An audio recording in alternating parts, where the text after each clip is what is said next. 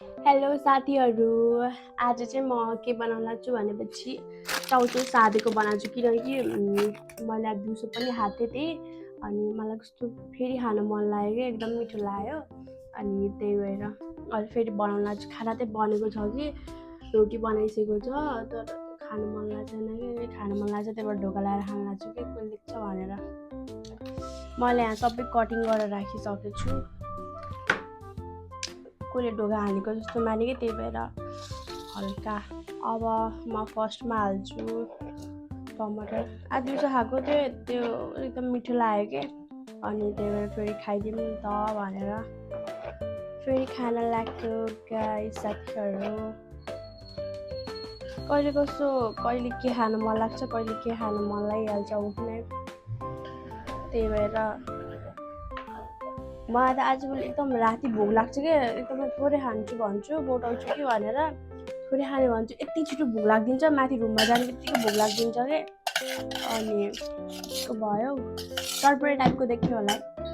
अब यसमा के हालौँ गजबको पिरोको अहिले चाहिँ 50 रुपियाँवाला आछ कि हाम्रो पसलमा त्योलाई चाहिँ म ट्राई गरेँ तर गजबको पिरो मलाई एकदम मिठो लाग्छ भाइ त्यो म करेन्ट टुपियामा खाँदैन गजबको पिरो चाहिँ एकदम मलाई मिठो लाग्छ कि पिरो चाहिँ यही होला नि हालौँ त्यो अहिले नै खान मन लागिसक्यो मलाई त यति साह्रो पिरो हुन्छ क्या यसको वाइवाईको नुन चाहिँ एकदम मिठो हुन्छ है अब यो मम्फली मैले भुटेको घरकै डढेछ कि चटपटे यो चुक चाहिँ हामीले घरमै बनाएको कि त्यो ठुलो टाइपको अमिलो हुन्छ नि चुकै त हो चुकै हो घरमा हुन्छ त त्यो ठुलो टाइपको अमिलो त्योलाई किनेको थियौँ अस्ति मेला थियो उता त्यही मेलामा गएर किनेको हो धेरै नहालौँ एकदम खट्टो हुन्छ त्यही घरमै बनाएको चुक हो कि यो ल चटपटे होइन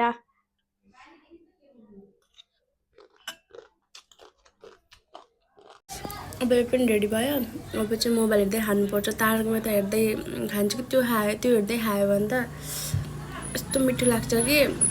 मैले एकदम सादा भात खाइरहेको छु भने पनि यस्तो मासुवाला ज्यादा आउँछ कि तारकमा त हेरेर खायो भने मोबाइल हेर्दै खायो भने त एकदम टेस्ट बढाउँछ क्या त्यही हो गाइस अन्तिमसम्म हेरिदिनु भएकोलाई धेरै धेरै धन्यवाद छ बाई बाई